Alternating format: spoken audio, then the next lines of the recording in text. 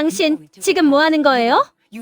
수간호사의 차가운 목소리가 복도에 울렸습니다. 제 손에는 아직 따뜻한 환자복이 들려 있었죠. 방금 응급실에서 실려온 노인을 위해 제 로커에서 꺼낸 옷이었습니다. 규정 위반입니다. 당장 사무실로 들어오세요.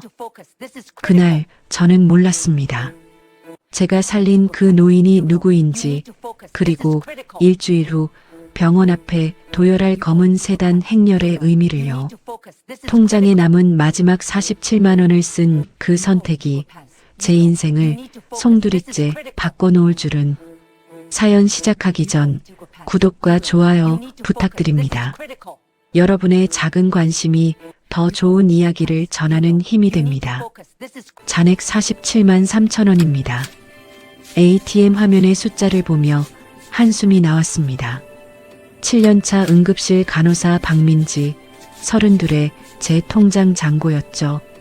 내일까지 월세 45만 원을 내야 했고, 그러면 남는 건 2만 원 남짓. 다음 월급날까지 보름을 그 돈으로 버텨야 했습니다. 민지야, 잠깐만. 뒤에서 같은 파트 선배 정수진이 불렀습니다. 그녀의 표정이 심상치 않았어요. 너 조심해. 새로운 박수간호사가 너 찍었다는 얘기 들었어. 가슴이 철렁 내려앉았습니다. 박미라 수간호사, 2달 전 병원 이사장, 조카라는 배경으로 부임한 그녀는 병원을 자기 마음대로 재편하려 한다는 소문이 돌았죠. 왜요? 내가 뭘 잘못했는데요? 지난주 환자 보호자한테 병원 급식 문제 얘기한 거, 그거 위에 보고 올라갔대. 머리가 하얘졌습니다. 환자 보호자가 급식질에 대해 물었을 때 저는 솔직하게 답했을 뿐이었어요. 최근 급식업체가 바뀌면서 질이 떨어진 건 사실이었으니까요. 민지야, 요즘 분위기 이상해. 박수간호사가 사람 자르려고 명단 만든다는 얘기도 있어. 진짜 조심해. 집으로 돌아가는 버스 안에서 핸드폰을 켰습니다. 어머니에게서 문자가 와 있었어요. 민지야, 아빠 약값 좀 보내줄 수 있니? 다음 달에 갚을게. 아버지는 당뇨 합병증으로 투석 중이셨습니다.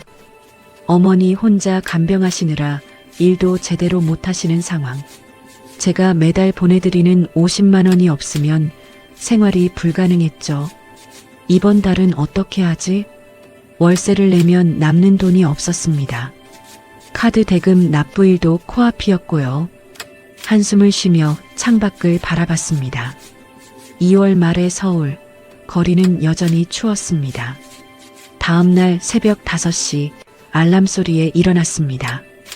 응급실 근무는 6시부터였어요. 씻고 유니폼을 입고 병원으로 향했습니다. 민지 선생님, 오늘 데이 근무자 1명 빠졌어요. 커버 가능하세요? 수간호사실에서 박미라가 냉정한 목소리로 물었습니다. 네, 알겠습니다. 대답은 했지만 속으로는 한숨이 나왔어요.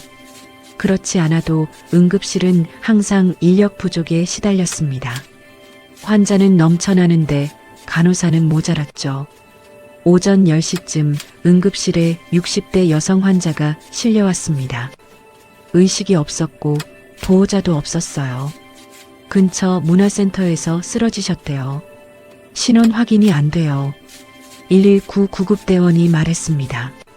환자의 가방에서 지갑을 찾았지만 신분증이 없었어요. 일단 응급처치 먼저 하겠습니다. 당직 의사가 지시를 내렸고 저는 재빨리 링거를 준비했습니다. 환자의 혈압이 위험할 정도로 낮았어요. CT 찍어야겠어요. 뇌출혈 가능성 있습니다. 보호자 연락이 안 되는데요. 일단 촬영하고 나중에 청구하죠. 문제는 비용이었습니다. CT 촬영과 응급 처치 비용이 약 50만 원. 보호자를 찾을 때까지 병원에서 선지급해야 하는 상황이었죠. 원무과에 연락했는데 신원 미상 환자 예산이 이번 달 다 소진됐대요. 간호사 1명이 난처한 표정으로 말했습니다. 그럼 어떻게 해요? 환자는 급한데. 당직 의사가 답답한 듯 머리를 긁었습니다. 그때 제 머릿속에 ATM 화면의 숫자가 떠올랐어요. 47만 3천 원. 제가 선납하겠습니다. 제 입에서 나온 말에 스스로도 놀랐습니다. 당직 의사가 저를 쳐다봤어요. 민지 선생님이요? 괜찮으세요? 네. 나중에 보호자 찾으면 돌려받으면 되죠. 손이 떨렸지만 환자의 창백한 얼굴을 보니 그냥 지나칠 수가 없었습니다. 제 지갑에서 카드를 꺼냈어요. 결제가 완료됐습니다. 50만 원. 통장 잔액 표시 등이 마이너스로 바뀌는 게 보였습니다. 환자는 무사히 CT를 찍고 응급 처치를 받았습니다. 다행히 뇌출혈은 아니었고 극심한 저혈압과 탈수 증세였어요. 링거를 맞으며 천천히 의식을 되찾았습니다. 고맙습니다. 환자가 가느다란 목소리로 말했습니다. 저는 괜찮다고 푹 쉬시라고 대답했어요. 그때 수간호사실에서 박미라가 나왔습니다. 그녀가 저를 보더니 차갑게 말했어요. 박민지 선생님, 지금 뭐 한 거예요? 개인 돈으로 병원비 결제했다고요? 환자가 급해서요. 보호자 찾으면 돌려받을 거예요. 규정 위반입니다. 근무 시간 중 사적인 금전 거래는 엄격히 금지되어 있어요.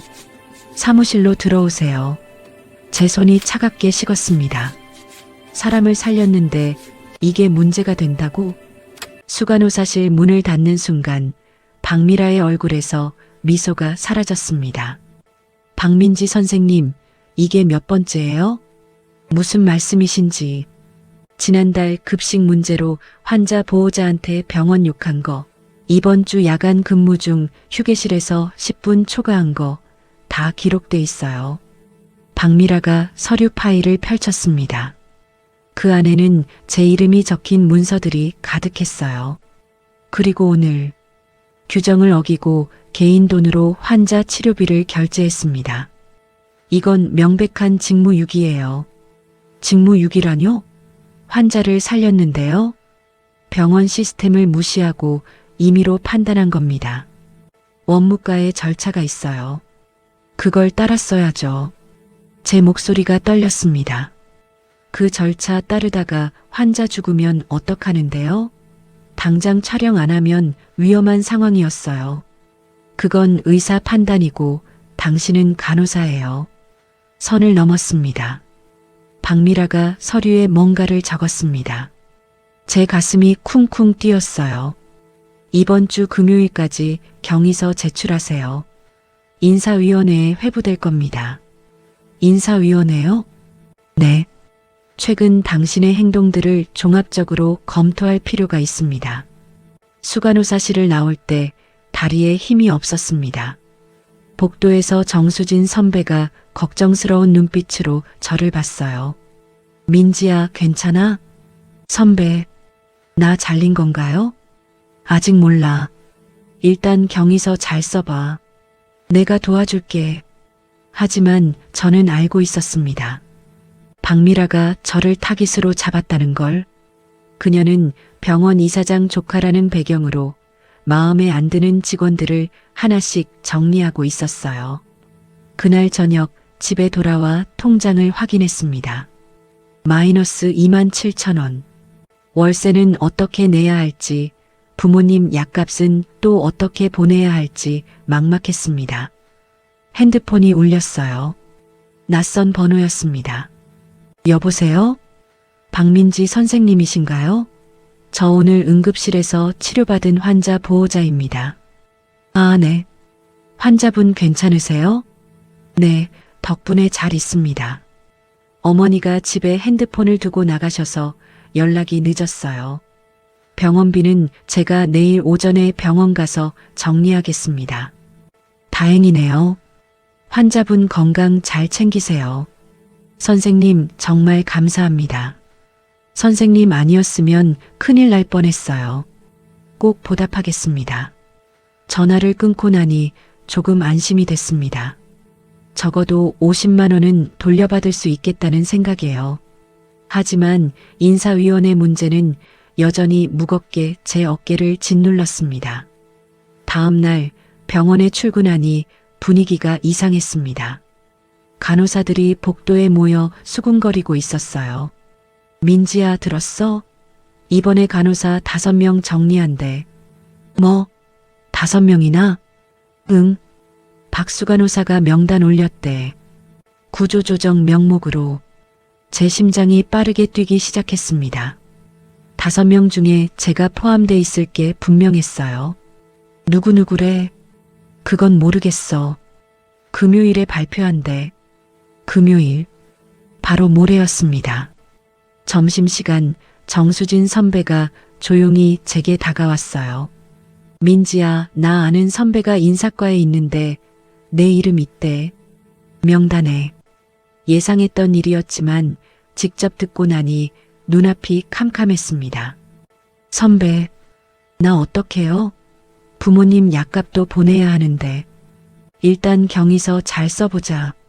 그리고 조합에도 연락해봐. 부당 해고면 싸울 수 있어. 하지만 저는 알고 있었습니다.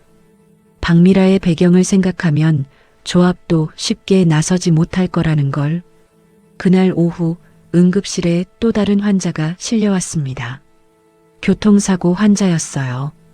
피투성이인 환자를 보자 저는 본능적으로 움직였습니다. 환자복이 필요했는데 창고에 없었어요. 저는 주저없이 제 로커로 달려가 여분으로 가지고 있던 옷을 꺼냈습니다. 민지 선생님, 그거 개인 물품 아니에요? 급한데 어쩔 수 없잖아요. 나중에 청구하면 되죠. 환자 처치를 마치고 나오는데 복도에 박미라가 서 있었습니다. 그녀의 얼굴에는 차가운 미소가 걸려 있었어요. 박민지 선생님, 또 규정 위반이네요. 개인 물품을 병원 업무에 사용했습니다. 환자가 급해서 변명은 됐어요. 경위서에 이것도 추가해서 내세요. 그녀가 돌아서며 중얼거렸습니다. 금요일을 기대하세요. 제 주먹이 떨렸습니다. 분노가 치밀어 올랐지만 참을 수밖에 없었어요. 저는 그저 환자를 살렸을 뿐인데 왜 이런 일을 당해야 하는 걸까요? 그날 밤 잠이 오지 않았습니다. 천장을 바라보며 생각했어요. 내일 원무과에 가서 50만 원을 돌려받아야겠다고. 그리고 금요일까지 완벽한 경위서를 써야겠다고. 하지만 그때 저는 몰랐습니다. 제가 살린 그 환자가 누구였는지, 그리고 모든 게 바뀌게 될 거라는 사실을요. 목요일 아침 저는 원무과로 향했습니다. 50만 원을 돌려받기 위해서였죠. 환자분 보호자가 어제 다녀가셨는데요.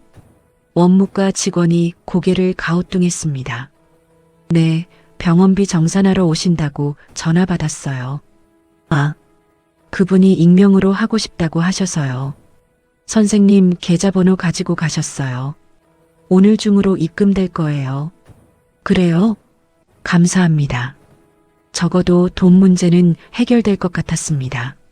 하지만 마음은 여전히 무거웠어요. 내일이면 명단이 발표되니까요. 오후 2시쯤 병원이 갑자기 술렁이기 시작했습니다. 저분 누구야? 모르겠는데. 정장 입은 사람들이 엄청 많이 왔어. 로비 쪽을 보니 고급 정장을 입은 사람들이 줄지어 들어오고 있었어요. 그 중심에는 60대로 보이는 남성이 있었습니다. 저분이 누구예요? 모르겠어. 근데 박수 간호사 얼굴 좀 봐. 완전 하얗게 질렸어. 복도 끝에 서 있던 박미라의 얼굴에서 혈색이 사라진 게 보였습니다. 그 옆에는 병원장도 황급히 나와 있었어요. 정장을 입은 남성이 병원장과 악수를 나눴습니다. 그리고 무언가 이야기를 나누더니 병원장의 얼굴도 굳어졌어요. 긴급회의 소집입니다. 전 간부 3층 회의실로 집합하세요. 방송이 울렸습니다. 간호사들이 서로 얼굴을 쳐다봤어요. 무슨 일이래? 모르겠어. 근데 뭔가 큰일 난 것 같은데? 저는 응급실로 돌아가 업무를 계속했습니다. 하지만 마음 한편으로는 계속 신경이 쓰였어요. 2시간쯤 지났을까요? 병원 내부 메신저에 공지가 떴습니다. 구조조정 계획 전면 재검토, 금요일 발표 연기. 간호사들이 환호성을 질렀습니다. 뭐야? 취소된 거야? 재검토래. 연기됐대. 저도 안도의 한숨을 쉬었습니다. 적어도 내일은 넘긴 거니까요. 그날 저녁 퇴근하려는데 원무과 직원이 달려왔어요. 박민지 선생님, 계좌 확인해 보세요. 입금됐을 거예요. 핸드폰으로 통장을 확인했습니다. 50만 원이 입금돼 있었어요. 송금인 이름은 이강민이었습니다. 다행이다. 이제 월세도 낼 수 있고 마이너스 통장도 정리할 수 있었습니다. 하지만 그날 밤 제가 모르는 곳에서는 중요한 일이 벌어지고 있었습니다. 3층 회의실에는 병원장, 박미라 수간호사, 그리고 정장을 입은 남성들이 앉아 있었어요. 그 중심에는 60대 남성 이재혁이 있었습니다. 이재혁 이사장님, 갑자기 어떻게 오셨습니까? 병원장이 떨리는 목소리로 물었습니다. 갑자기? 내 병원에 내가 오는데 이유가 필요합니까? 이재혁의 목소리는 차가웠습니다. 그는 이 병원의 실질적 소유주였지만 평소에는 경영에 관여하지 않았어요. 미국에서 다른 사업을 하고 있었거든요. 이번에 들어온 보고서가 있는데 한번 설명해 보시죠. 이재혁이 서류를 펼쳤습니다. 거기에는 구조조정 명단과 함께 최근 병원에서 일어난 여러 일들이 기록돼 있었어요. 간호사 5명을 정리한다? 그것도 내 결제 없이? 병원장과 박미라의 얼굴이 하얗게 질렸습니다. 그건 병원 재정이 어려워서. 재정? 작년 결산 보고서 봤습니다. 순이익 30억 넘게 났더군요. 어디가 어렵습니까? 이재혁이 다른 서류를 꺼냈습니다. 그리고 이건 뭡니까? 최근 3개월간 간호사들의 근무 이탈 기록이라는데 전부 환자 응급 상황이었네요. 이걸 징계 사유로 삼았다? 이사장님, 그건. 닥치세요. 이재혁의 목소리에 힘이 실렸습니다. 제 와이프가 이번 주에 이 병원 응급실에 실려왔습니다. 그때 한 간호사가 자기 돈으로 치료비를 내며 와이프를 살렸죠. 보호자 연락도 안 되는 상황에서요. 회의실이 조용해졌습니다. 그 간호사가 누구인지 아십니까? 박민지. 당신들이 잘라내려고 한 명단 1번에 있던 사람입니다. 박미라의 얼굴에서 남은 혈색마저 사라졌습니다. 이재혁 이사장님, 그건 오해입니다. 박민지는 규정을 어긴. 규정? 사람 목숨보다 규정이 중요합니까? 이재혁이 책상을 쳤습니다. 내일부터 당장 조사 들어갑니다. 최근 3개월간 인사 관련 모든 결정, 예산 집행 내역 전부 감사받을 겁니다. 그리고 그가 박미라를 똑바로 쳐다봤습니다. 박미라 수간호사, 당신은 오늘부로 직위 해제합니다. 이사장님, 나가세요. 더 이상 할 말 없습니다. 회의실 문이 닫혔고 박미라는 비틀거리며 복도로 나왔습니다. 다음 날 금요일, 저는 평소처럼 출근했습니다. 오늘 명단 발표가 연기됐지만 언제 다시 통보가 올지 불안했어요. 그런데 병원 분위기가 이상했습니다. 들었어? 박수간호사 직위 해제됐대. 진짜? 왜? 이사장님이 직접 조사한대.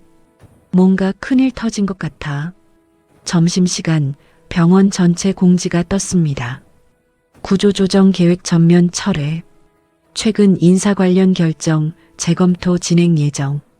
간호사들이 환호했습니다. 저도 믿을 수 없었어요. 정말 취소된 건가요? 오후에 인사과에서 연락이 왔습니다. 박민지 선생님, 이사장님께서 찾으십니다. 제 심장이 빠르게 뛰었습니다. 이사장실로 가는 발걸음이 무거웠어요. 문을 두드리자 들어오세요라는 목소리가 들렸습니다. 이사장실에는 어제 본 그 남성, 이재혁 이사장이 앉아 있었어요. 그리고 그 옆에는 어머니, 제가 살렸던 그 환자가 소파에 앉아 있었습니다. 앉으세요, 박민지 선생님. 이재혁이 의자를 권했습니다. 저는 어리둥절한 채로 앉았어요. 제 소개가 늦었네요. 저는 이 병원 이사장 이재혁입니다. 그리고 이쪽은 제 아내 서미영입니다. 아, 네. 선생님이 이번 주에 제 아내를 살렸다고 들었습니다. 정말 감사합니다. 서미영이 제 손을 잡았습니다. 선생님 아니었으면 저 큰일 날 뻔했어요. 진심으로 고맙습니다. 아니에요. 당연히 해야 할 일이었어요. 이재혁이 말을 이었습니다. 그런데 그 일로 선생님이 불이익을 받았다고 들었습니다. 용서하십시오. 제가 병원 관리를 소홀히 했습니다. 이사장님, 앞으로는 이런 일 없도록 하겠습니다. 그리고 그가 봉투를 하나 꺼냈습니다. 이건 작은 감사의 표시입니다. 받아주세요. 아니에요, 이사장님. 저는 그냥 제 일을 한 것뿐이에요. 제 마음입니다. 꼭 받으세요. 이사장실을 나올 때 저는 아직도 꿈인지 생시인지 구분이 안 됐습니다. 봉투를 열어보니 수표가 들어있었어요. 금액을 보고 깜짝 놀랐습니다. 500만 원. 제 1년 월세였습니다. 그날 이후 병원은 완전히 달라졌습니다. 박미라는 직이 해제됐고 외부 감사팀이 들어와 최근 3개월간의 인사 기록을 전수조사했어요. 민지야, 너 정말 운 좋다. 이사장 부인을 살렸다니. 정수진 선배가 부러운 눈빛으로 말했습니다. 저도 몰랐어요. 그분이 이사장 부인이신 줄. 그래도 덕분에 우리 다 살았어. 박수간호사 명단에 우리 파트 사람들 절반이 있었대. 감사 결과는 충격적이었습니다. 박미라는 단순히 마음에 안 드는 직원을 정리한 게 아니었어요. 그 뒤에는 더 큰 음모가 있었습니다. 월요일 전 직원 회의가 소집됐습니다. 이재혁 이사장이 직접 나왔어요. 지난 한 주간 감사를 진행한 결과 심각한 문제들이 발견됐습니다. 그의 목소리는 무거웠습니다. 박미라 전 수간호사는 외부 인력, 파견 업체와 결탁해 정규직 간호사를 해고하고 계약직으로 대체하려 했습니다. 그 과정에서 리베이트를 받았고요.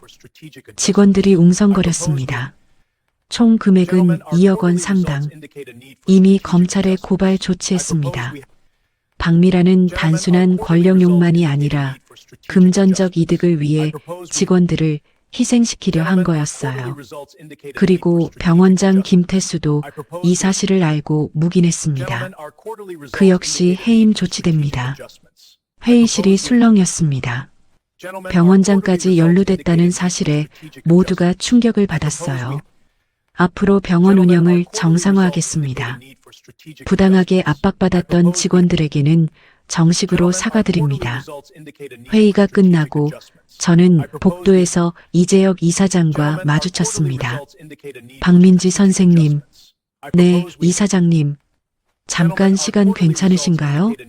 드릴 말씀이 있어서요. 이사장실로 다시 갔습니다. 이번에는 서미영도 함께 있었어요. 선생님, 저희한테 아들이 하나 있습니다. 이재혁이 사진을 꺼냈습니다. 30대 초반으로 보이는 남성이었어요. 이강민이라고 합니다. 미국에서 의사로 일하고 있는데 다음 달에 한국으로 들어옵니다. 이 병원 순환기내과 과장으로요. 아, 네. 혹시 선생님 결혼은 하셨나요? 갑작스러운 질문에 당황했습니다. 아니요, 아직. 서미영이 미소 지으며 말했습니다. 우리 아들 한번 만나보시겠어요? 좋은 사람이에요. 아, 저는 난처한 상황이었습니다. 하지만 거절하기도 애매했어요. 은인에게 받은 제안이었으니까요. 부담 갖지 마세요. 그냥 식사 한번 하는 거예요. 우리 아들도 한국에서 아는 사람이 별로 없어서요. 결국 저는 다음 주에 만나기로 했습니다. 그날 밤 정수진 선배에게 전화했어요. 선배, 나 큰일 났어. 왜? 무슨 일인데? 이사장님이 아들 소개시켜 주신대. 뭐? 진짜? 완전 대박인데? 이사장 아들이면 금수저 아니야? 그게 문제가 아니라 너무 부담스러워. 야, 바보야. 일단 만나보기라도 해봐. 안 맞으면 안 만나면 되는 거고. 선배 말이 맞았습니다. 너무 미리 걱정할 필요는 없겠죠. 다음 주 토요일 약속 장소인 레스토랑으로 갔습니다. 서울 시내 조용한 이탈리안 레스토랑이었어요. 박민지 선생님이신가요? 뒤에서 목소리가 들렸습니다. 돌아보니 사진에서 본 남성이 서 있었어요. 실제로 보니 사진보다 훨씬 인상이 좋았습니다. 네, 이강민 선생님이시죠? 네, 반갑습니다. 어머니한테 많이 들었어요. 우리는 자리에 앉아 이야기를 나눴습니다. 강민 씨는 생각보다 편안한 사람이었어요. 의사 이야기, 미국 생활 이야기를 자연스럽게 나눴습니다. 제 어머니 살려주셔서 정말 감사해요. 그날 제가 미국에 있어서 바로 못 왔거든요. 아니에요. 당연히 해야 할 일이었어요. 하지만 선생님 통장의 마지막 돈이었다고 들었어요. 그런 상황에서도 망설이지 않으셨다고. 제 얼굴이 붉어졌습니다. 그냥 환자가 급했으니까요. 강민 씨가 진지한 표정으로 저를 바라봤습니다. 민지 선생님, 실례가 안 된다면 다음에 또 만날 수 있을까요? 오늘 정말 즐거웠어요. 저도 좋았어요. 그렇게 우리는 자연스럽게 연락을 이어가게 됐습니다. 하지만 그때 저는 몰랐습니다. 이 만남의 이면에 그리고 병원에서 일어난 일들의 진실 뒤에 훨씬 더 큰 이야기가 숨어 있다는 것을요. 박미라의 배우에는 또 다른 누군가가 있었고 그 사람은 아직 잡히지 않은 채 어둠 속에 숨어 있었습니다. 강민 씨와 만난 지 한 달이 지났습니다. 우리는 일주일에 한두 번씩 만났고 자연스럽게 가까워졌어요. 민지 씨, 오늘 야근 아니죠? 퇴근 시간에 강민 씨에게서 문자가 왔습니다. 응, 오늘은 데이 근무야. 왜? 저녁 같이 먹을래요? 할 얘기가 있어서. 강남역 근처 조용한 일식집에서 만났습니다. 강민 씨의 표정이 평소와 달리 진지했어요. 민지 씨, 사실 말하고 싶은 게 있어요. 응, 뭔데? 병원에서 일어난 일. 박미라 수간호사 사건 말이에요. 제가 좀 조사를 했어요. 제 표정이 굳어졌습니다. 왜? 이미 다 끝난 일 아니야? 검찰 조사는 진행 중인데 뭔가 석연치 않은 부분이 있어요. 박미라가 단독으로 저런 일을 벌이기엔 배경이 약해요. 강민 씨가 태블릿을 꺼내 보여줬습니다. 거기에는 복잡한 조직도가 그려져 있었어요. 이게 뭐야? 병원 인사 구조예요. 박미라 위에 또 누군가가 있어요. 제 생각엔 이사회 멤버 중 한 명일 것 같아요. 이사회요? 네. 아버지가 미국에 계실 때 병원 경영은 이사회가 맡았거든요. 그 중에 누군가가 박미라를 사주한 거예요. 강민 씨가 다른 자료를 보여줬습니다. 이게 박미라 계좌 입출금 내역인데 작년부터 정기적으로 큰 돈이 들어왔어요. 출처는 페이퍼 컴퍼니. 추적이 어려운 구조예요. 그럼 아직 배우가 잡히지 않았다는 거네? 네. 그리고 더 문제는 그 사람이 아직도 병원에 있다는 거예요. 등골이 오싹해졌습니다. 다음 날 병원에 출근하니 분위기가 다시 이상했습니다. 민지야, 들었어? 이번에 감사 한 번 더 들어온대. 왜? 지난번에 다 끝난 거 아니야? 이사회 쪽 조사한데 뭔가 더 나온 것 같아. 점심시간 강민 씨가 병원 카페테리아로 저를 불렀습니다. 민지 씨, 조심해야 할 것 같아요. 무슨 일인데? 제가 조사하는 거 누가 눈치챈 것 같아요. 어제 제 차 타이어가 펑크 났거든요. 우연이 아닌 것 같아요. 제 얼굴이 창백해졌습니다.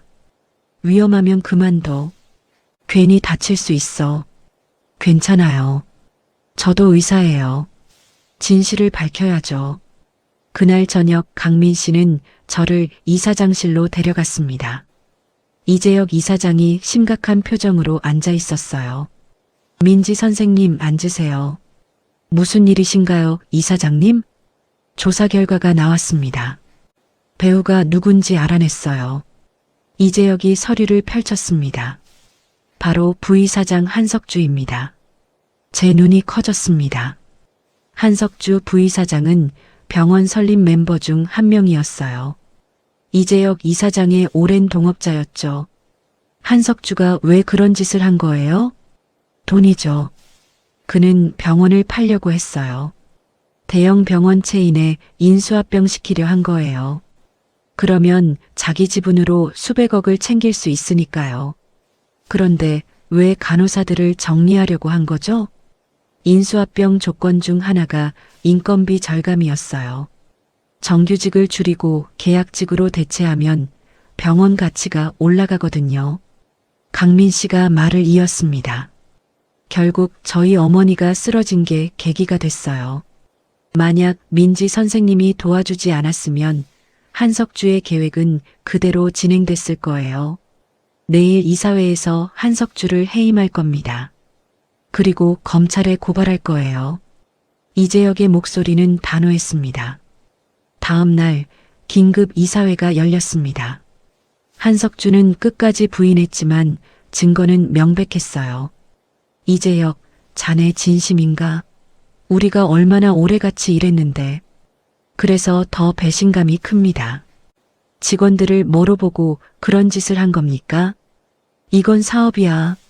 감정을 배제해야 해. 사업이라고요? 사람 목숨 다루는 병원이 사업이라는 게 당신 생각입니까? 결국 한석주는 해임됐고 검찰 조사를 받게 됐습니다. 그날 저녁 강민 씨와 함께 병원 옥상에 올라갔습니다. 서울 야경이 한눈에 보였어요. 끝났네. 제가 중얼거렸습니다. 아직 아니에요. 재판이 남았으니까요. 그래도 이제 병원은 안전하겠지? 네. 아버지가 직접 경영에 참여하시기로 했어요. 다시는 이런 일 없을 거예요. 강민 씨가 제 손을 잡았습니다. 민지 씨, 고마워요. 선생님 덕분에 병원이 살았어요. 아니야. 나는 그냥 환자를 살렸을 뿐이야. 그게 얼마나 대단한 건데요. 자기 마지막 돈을 써가면서까지 남을 도울 수 있는 사람이 얼마나 될까요? 강민 씨가 저를 바라봤습니다. 민지 씨, 나 선생님 좋아해요. 처음 만났을 때부터요. 제 심장이 빠르게 뛰었습니다. 나도 좋아해. 우리는 서울 야경을 배경으로 서로를 안았습니다. 그 순간 지난 몇 달간의 모든 고생이 보상받는 기분이었어요. 한석주 부이사장 해임 소식은 의료계에 큰 파장을 일으켰습니다. 그는 단순히 한 병원의 부이사장이 아니라 여러 의료 관련 단체의 이사를 겸직하고 있었거든요. 민지야, 너 기사 봤어? 정수진 선배가 핸드폰을 보여줬습니다. 대형 병원 경영진 비리, 간호사 집단 해고 시도, 완전 난리 났네. 우리 병원 이름도 다 나오고. 에휴, 좀 조용히 지나갔으면 좋겠다. 하지만 제 바람과 달리 언론의 관심은 점점 커졌습니다. 특히 제가 마지막 돈으로 환자를 살렸다는 이야기가 알려지면서 인터뷰 요청이 쏟아졌어요. 박민지 선생님, KBC 아침 뉴스인데요. 인터뷰 한번 하실 수 있으실까요? 죄송합니다. 조용히 지내고 싶어서요. MBN 시사 프로그램입니다. 의료 현장의 현실을 알리고 싶어서 전부 거절했습니다. 저는 그저 제 일을 했을 뿐이었으니까요. 하지만 한석주 측은 가만히 있지 않았습니다. 민지 씨, 이거 봐. 강민 씨가 보여준 기사에는 충격적인 내용이 있었어요. 해임된 부이사장 측 조작된 증거, 명예훼손으로 맞고소 예정. 뭐야 이게? 한석주가 반격에 나선 거예요. 자기는 무고하다고 주장하면서 병원 측과 그리고 민지 선생님까지 고소하겠다고 했어요. 제 손이 떨렸습니다. 나까지? 내가 뭘 했다고? 허위 사실을 유포했다는 거예요. 민지 선생님이 의도적으로 이사장 부인을 치료하면서 은혜를 팔았다고 주장하고 있어요. 말도 안 돼. 나는 그분이 이사장 부인인 줄도 몰랐는데. 저도 알아요. 하지만 한석주는 변호사를 대동하고 언론 플레이를 하고 있어요. 다음 날 더 황당한 기사가 나왔습니다. 부이사장 측 이사장 아들과 간호사의 계획된 만남. 병원 경영권 찬탈 시도. 저와 강민 씨의 관계까지 왜곡한 거였어요. 이런 미친. 화가 치밀어 올랐습니다. 하지만 강민 씨는 침착했어요. 괜찮아요. 우리한텐 증거가 있어요. 한석주의 계좌 추적, 박미라와의 통화 기록, 모든 게 명백해요. 그래도 이렇게 억울한 소리를 들어야 한다는 게 조금만 참아요. 진실은 밝혀질 거예요. 하지만 병원 분위기는 다시 이상해졌습니다. 한석주를 지지하는 일부 이사들이 반발하기 시작한 거예요. 이사장님이 너무 성급하게 결정하신 거 아니냐? 부이사장님은 병원 설립 멤버인데 이렇게 쫓아내면 이사회는 두 파로 나뉘었습니다. 이재혁을 지지하는 쪽과 한석주를 옹호하는 쪽. 민지야, 요즘 분위기 조심해. 한석주 편드는 사람들이 너 흠잡으려고 호시탐탐 노리고 있대. 정수진 선배의 경고였습니다. 실제로 며칠 후 제게 이상한 일이 벌어졌어요. 박민지 선생님, 약품 재고가 안 맞는데요? 약제팀에서 연락이 왔습니다. 네, 무슨 말씀이세요? 어제 선생님이 가져간 진통제 10앰플, 기록이 없어요. 아니요, 저 어제 진통제 안 가져갔는데요. CCTV에 찍혔는데요. 확인 좀 해보시죠. CCTV 영상을 보니 분명 제 모습이 찍혀 있었습니다. 약품 창고에서 뭔가를 가져가는 장면이었어요. 이거 저 아닌데요. 옷은 비슷한데 자세히 보니 뒷모습만 찍혀 있었습니다. 얼굴은 안 보였어요. 누군가 날 모함하려는 거네. 강민 씨에게 연락했습니다. 민지 씨, 일단 해명서 제출해요. 그리고 그날 알리바이 증명할 수 있어요? 그날 저녁에는 선배랑 같이 있었어. 식사하고 8시쯤 집에 들어갔고. 좋아요. 그럼 선배한테 증언 부탁하고 그 시간대 CCTV를 다시 확인해봐요. 식당이나 편의점 영상 같은 거요. 다행히 선배의 증언과 편의점 CCTV로 알리바이가 증명됐습니다. 하지만 이게 끝이 아니었어요.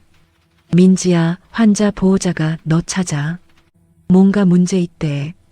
412호 환자 보호자가 저를 찾았습니다. 간호사님, 어제 어머니 약 잘못 드린 거 아니에요? 네. 무슨 말씀이세요? 어머니가 어제 밤새 토하셨어요. 링거가 잘못된 것 같아요. 깜짝 놀라 차트를 확인했습니다. 제가 처방한 링거에는 아무 문제가 없었어요. 보호자님, 혹시 환자분이 다른 음식을 드시진 않으셨나요? 아니요. 간호사님이 링거 잘못 났다니까요. 목소리가 커지자 다른 환자들이 쳐다봤습니다. 일단 의사 선생님께 말씀드리고 검사해 보겠습니다. 검사 결과 환자는 단순 식중독이었습니다. 보호자가 몰래 가져온 음식을 드신 거였죠. 죄송합니다. 제가 오해했네요. 보호자는 사과했지만 소동이 일어난 건 사실이었습니다. 누군가 계획적으로 날 공격하고 있어 강민 씨에게 말했습니다. 저도 그렇게 생각해요. 한석주 측에서 민지 선생님 신뢰도를 떨어뜨리려는 것 같아요. 어떡하지? 증거를 모아야 해요. 누가 배우인지 찾아야 합니다. 강민 씨는 사설 탐정을 고용했습니다. 제 주변을 조사하는 사람이 있는지 알아보기 위해서였어요. 민지 씨 찾았어요. 일주일 후 강민 씨가 증거를 가지고 왔습니다. 이 사람이에요. 한석주가 고용한 사람이래요. 사진 속 남자는 최근 병원 주변에서 자주 목격됐던 사람이었습니다. 이 사람이 민지 선생님 일과를 추적하고 허위 제보를 넣었어요. 약품 재고건도 이 사람이 조작한 거예요. 증거가 있어요? 네. 이 사람 통화 기록을 입수했어요. 한석주 측 변호사와 여러 번 통화했고 돈도 받았어요. 그럼 이제 어떡하죠? 경찰에 고소할 겁니다. 업무 방해죄, 명예훼손죄로요. 하지만 한석주는 끝까지 버텼습니다. 오히려 더 공격적으로 나왔어요.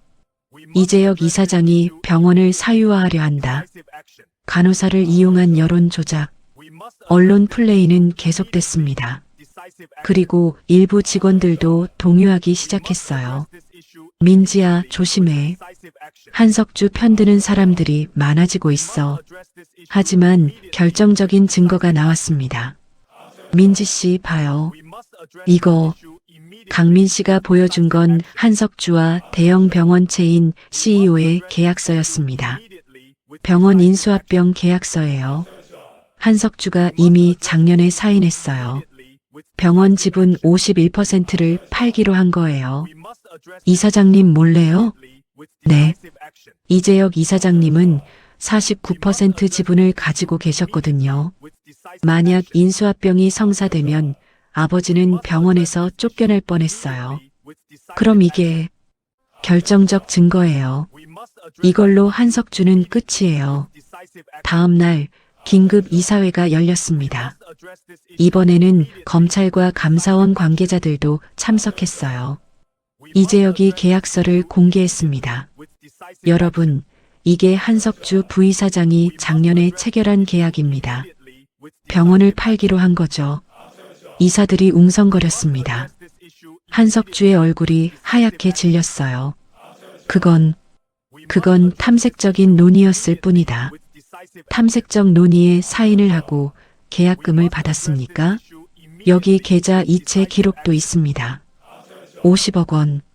검찰 관계자가 일어났습니다. 한석주 씨, 배임죄와 횡령죄로 긴급 체포하겠습니다. 뭐? 체포? 이건 오해다. 내가 병원을 위해서 묵비권을 행사할 수 있습니다. 한석주는 그 자리에서 수갑이 채워졌습니다. 이사회실 밖에서 지켜보던 저는 안도의 한숨을 쉬었습니다. 끝났어요. 강민 씨가 제 어깨를 안았습니다. 고생 많았어요, 민지 씨. 그날 저녁 병원 전 직원회의가 열렸습니다. 이재혁 이사장이 단상에 올랐습니다. 여러분, 긴 시간 동안 힘드셨습니다. 병원이 어려움을 겪었지만 여러분 덕분에 이겨냈습니다. 박수 소리가 터졌습니다. 특히 박민지 선생님에게 감사드립니다. 선생님이 아니었다면 우리 병원은 사라졌을 겁니다. 모든 시선이 저에게 쏠렸습니다. 얼굴이 붉어졌어요. 그리고 앞으로 병원 운영을 정상화하겠습니다. 직원 복지를 최우선으로 하고 환자를 위한 병원을 만들겠습니다. 직원들이 환호했습니다. 회의가 끝나고 이재혁 이사장이 저를 불렀습니다. 민지 선생님, 잠깐만요. 이사장실로 갔습니다. 서미영도 함께 있었어요. 선생님, 정말 고생 많으셨어요. 우리 가족 모두 감사하고 있습니다. 아니에요. 저는 그냥 제 일을 했을 뿐이에요. 이재혁이 봉투를 꺼냈습니다. 이건 보너스입니다. 받으세요. 이사장님, 이러시면 제 마음입니다. 그리고 그가 다른 서류를 꺼냈습니다. 선생님을 수간호사로 승진시키려고 합니다. 응급실 팀을 이끌어주세요. 깜짝 놀랐습니다. 저요? 아직 경력이 부족한데 경력보다 중요한 건 마음입니다. 선생님처럼 환자를 최우선으로 생각하는 사람이 리더가 되어야 해요. 감사합니다, 이사장님. 눈물이 날 것 같았습니다. 3개월이 지났습니다. 저는 응급실 수간호사가 됐고 강민 씨는 순환기내과 과장으로 일하고 있었어요. 병원은 완전히 정상화됐습니다. 민지 선생님, 오늘 저녁 시간 돼요? 강민 씨가 점심시간에 저를 찾아왔습니다. 응, 오늘 약은 아니야. 왜? 부모님이 저녁 식사하자고 하시는데 같이 가실래요? 이제는 강민 씨 부모님과도 편한 사이가 됐습니다. 자주 만나 식사를 하곤 했어요. 저녁, 이재혁 이사장 댁으로 갔습니다. 어서 와요, 민지 씨. 서미영이 반갑게 맞아주셨습니다. 식사 자리에서 이재혁 이사장이 입을 열었습니다. 민지 선생님, 우리 아들이 선생님과 결혼하고 싶다고 하는데 어떻게 생각하세요? 갑작스러운 질문에 당황했습니다. 아버지, 강민 씨가 얼굴을 붉히며 소리쳤어요. 뭐 나쁠 것 없잖아. 우리도 민지 선생님 마음에 들어. 서미영이 미소 지으며 말했습니다. 민지 씨, 우리 강민이 좀 부족하지만 잘 부탁해요. 제 눈에서 눈물이 흘렀습니다. 제가 부족한데 이렇게 받아주셔서 감사합니다. 강민 씨가 제 손을 잡았습니다. 민지 씨, 결혼해 줄래요? 응. 우리는 그 자리에서 약혼을 했습니다. 한 달 후 작은 결혼식을 올렸습니다. 병원 동료들이 전부 참석했어요. 민지야, 축하해. 완전 신데렐라 스토리네. 정수진 선배가 축하해줬습니다. 선배 덕분이에요. 그때 조언 안 해주셨으면 버티지 못했을 거예요. 무슨 소리야? 내가 잘한 거지. 부모님도 오셨습니다. 아버지는 투석 치료를 받으면서도 결혼식에 꼭 오시겠다고 하셨어요. 딸아, 고생 많았다.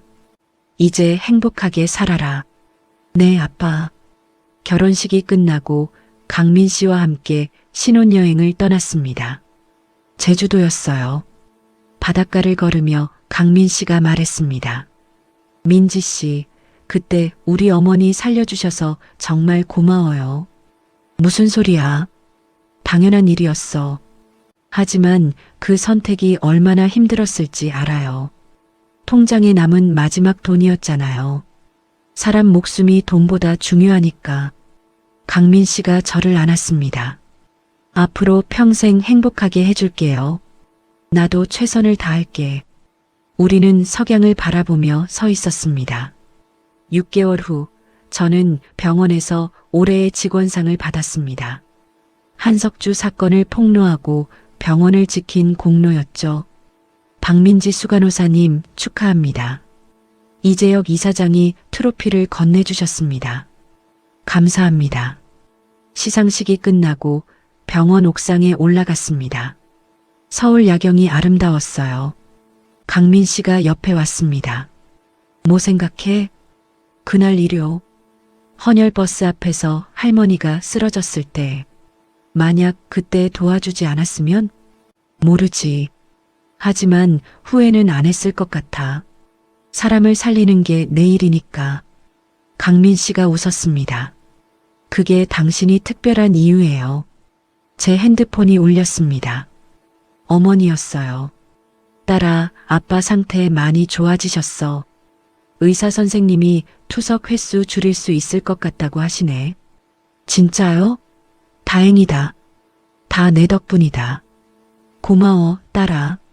전화를 끊고 강민 씨를 봤습니다. 좋은 소식이야. 아빠 상태 좋아지셨대. 다행이네요. 우리가 치료비 지원해드린 보람이 있네. 결혼 후 강민 씨와 함께 부모님 병원비를 지원하기로 했습니다. 덕분에 아버지는 더 좋은 치료를 받을 수 있었어요.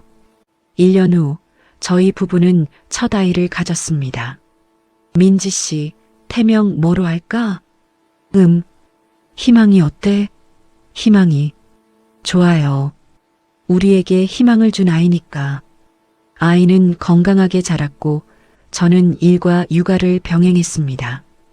힘들었지만 행복했어요. 5년이 지난 지금 저는 여전히 응급실에서 일하고 있습니다. 수간호사로서 후배들을 이끌고 환자들을 돌보고 있어요. 가끔 그날을 떠올립니다. 통장에 47만 원이 남았을 때 쓰러진 할머니를 도왔던 그 순간을요. 만약 그때 망설였다면 지금의 제 인생은 없었을 겁니다. 강민 씨도 행복한 가정도 안정된 직장도. 하지만 저는 그때 선택할 수밖에 없었어요. 제 앞에 쓰러진 사람이 있었으니까요. 선한 행동은 반드시 돌아옵니다. 때로는 예상치 못한 방식으로, 때로는 오랜 시간이 걸려서. 중요한 건 그 순간의 선택입니다. 옳다고 믿는 일을 하는 것, 누군가를 위해 내가 가진 것을 나누는 것. 그게 제가 배운 가장 큰 교훈입니다. 오늘도 저는 응급실에 출근합니다. 언제 어떤 환자가 올지 모르지만 저는 준비돼 있어요. 다시 그런 선택의 순간이 온다면 저는 망설이지 않을 겁니다. 왜냐하면 그게 제 일이니까요. 그리고 그게 바로 사람 사는 이유니까요.